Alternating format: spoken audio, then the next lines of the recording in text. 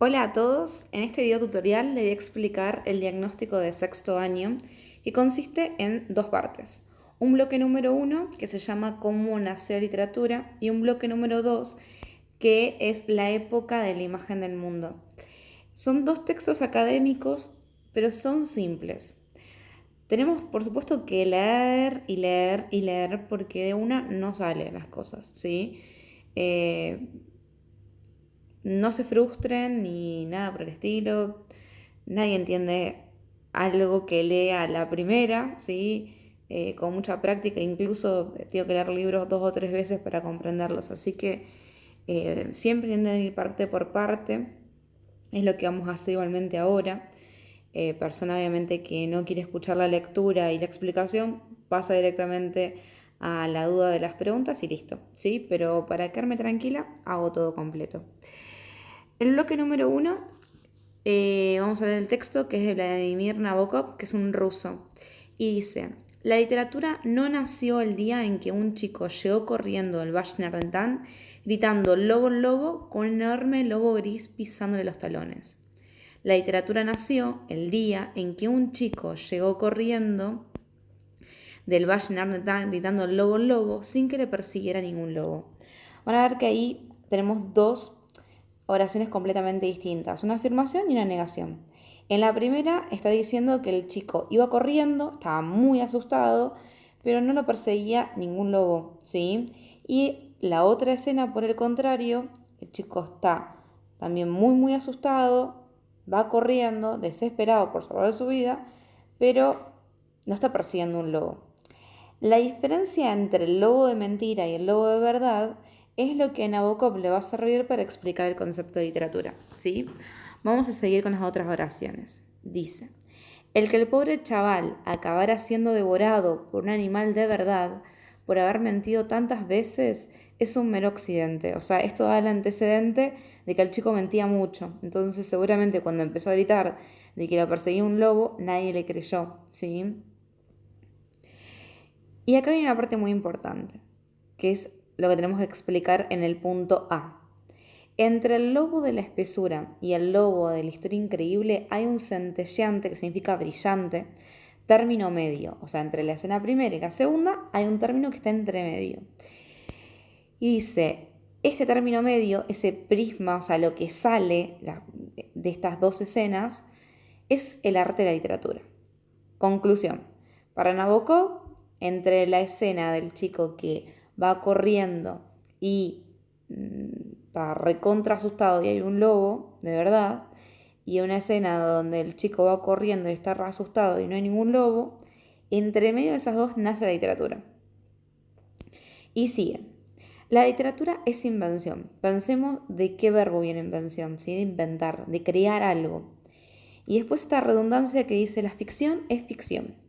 Acá tiene que ver con esto, con que por más que yo me base en un hecho completamente real para relatar y para contar una historia, siempre es ficción. ¿Por qué? Acá entra un concepto que se llama subjetividad, que es cómo cada uno de nosotros percibe el mundo.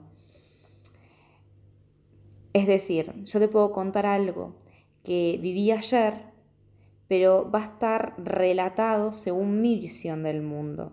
Es decir, cómo yo veo todo lo que me rodea constantemente.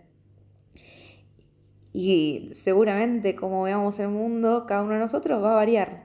Entonces, digamos, esa línea tan delgada de percepción del mundo es también lo que interfiere para que ese relato no se pueda decir que es completamente real.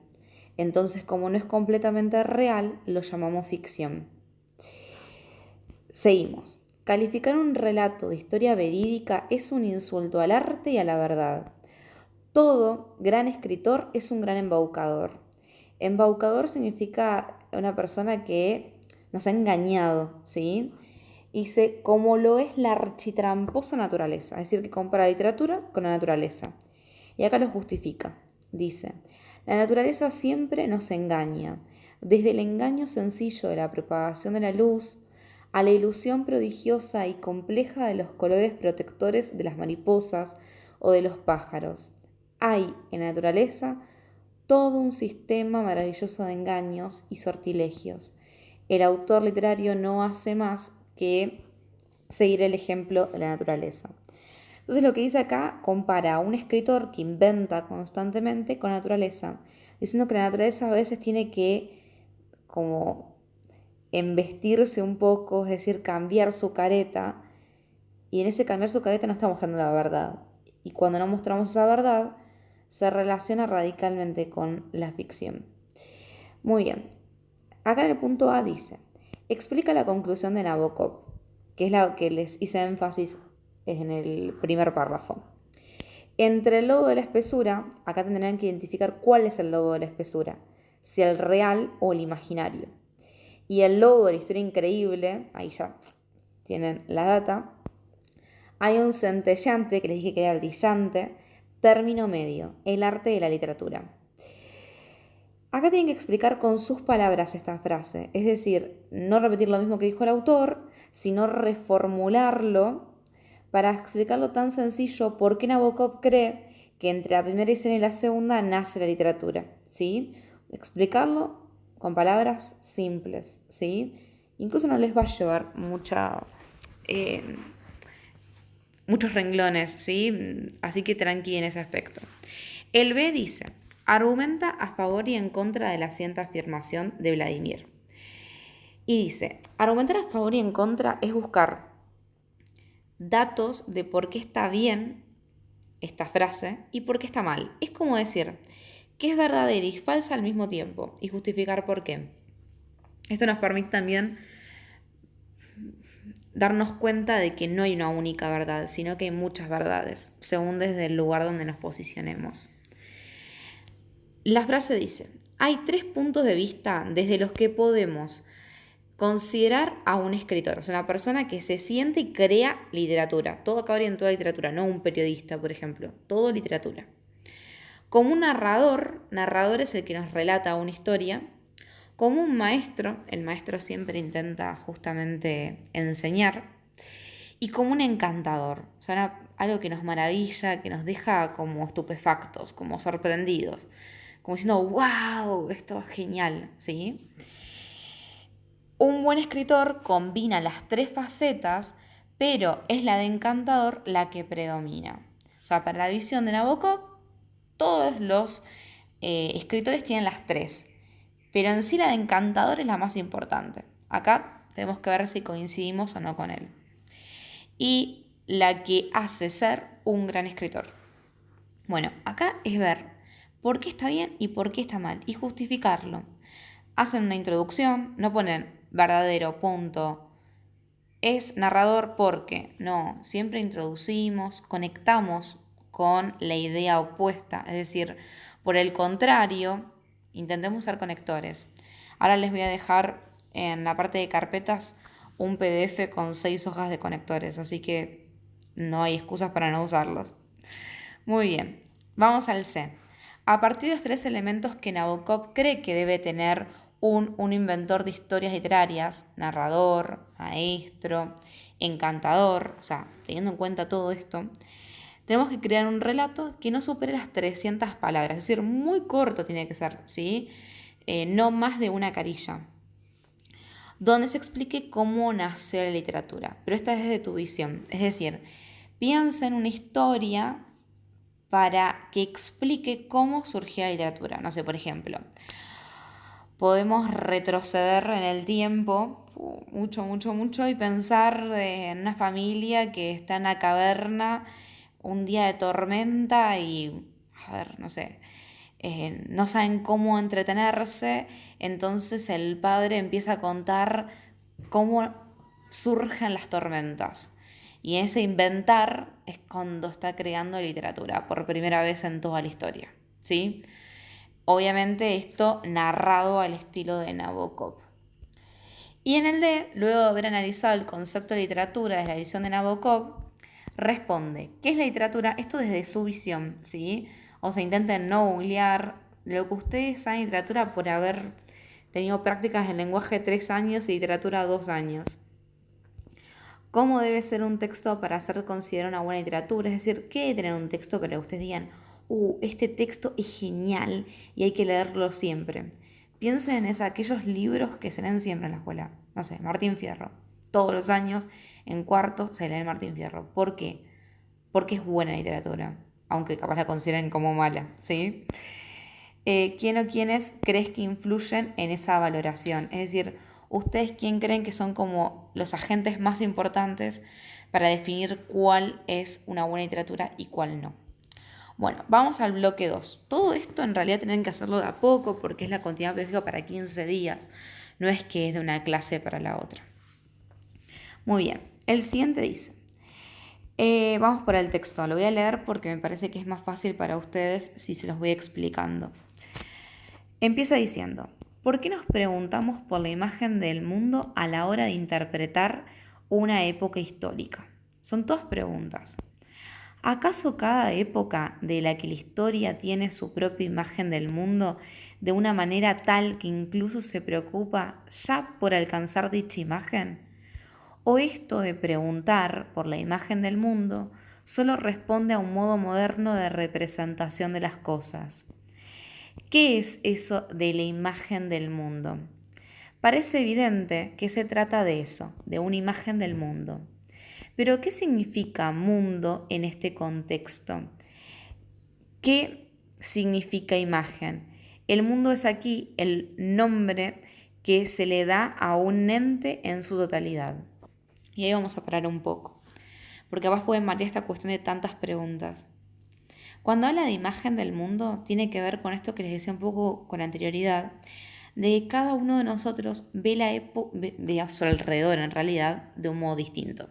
Por nuestra crianza, por nuestra educación, por los eventos que particularmente nos pasó a cada uno. Yo puedo tener una hermana gemela con la que nací el mismo día, me crié igual, los mismos padres, mismos grupos de amigos. Capaz pasamos un montón de cosas juntas, pero ninguna de nosotras ve una situación, una circunstancia y opina del mismo modo. Y esto se da porque cada uno de nosotros es completamente diferente y hace que algo que está pasando lo vea distinto. Por ejemplo, cuarentena, ¿no? Hay gente que va a decir, estoy tranquilo en mi casa, tranqui, no necesito salir, no me desespero. Va a estar la persona que vaya a estar aburrida y que está desesperada por hacer algo y que va a buscar cualquier excusa para salir al almacén, como muchos seguramente los que conocemos. Y también va a haber gente que va a estar re contenta de que está en casa, está aprovechando, haciendo mil cosas. Y decís, ¿por qué cada uno reacciona diferente? Porque justamente cada uno de nosotros tenemos una imagen diferente del mundo y ante una circunstancia ninguno de nosotros va a actuar del mismo modo. ¿Se entiende más o menos? Acá está cuestionando, ¿sí?, por qué hay imágenes del mundo hasta ahora. Seguimos. Dice, no se reduce al cosmos, a la naturaleza. También la historia forma parte del mundo. Es decir, la imagen del mundo se conforma por lo que está pasando y aconteciendo, en este momento, ¿sí? Ahora estamos viviendo, por ejemplo, un momento de cuarentena. Entonces, seguramente no es lo mismo una cuarentena por un coronavirus que por una guerra, ¿sí? Capaz cambia la circunstancia histórica, ¿se entiende más o menos? Pero hasta la naturaleza y la historia y su mutua y recíproca penetración y superación no consiguen agotar el mundo.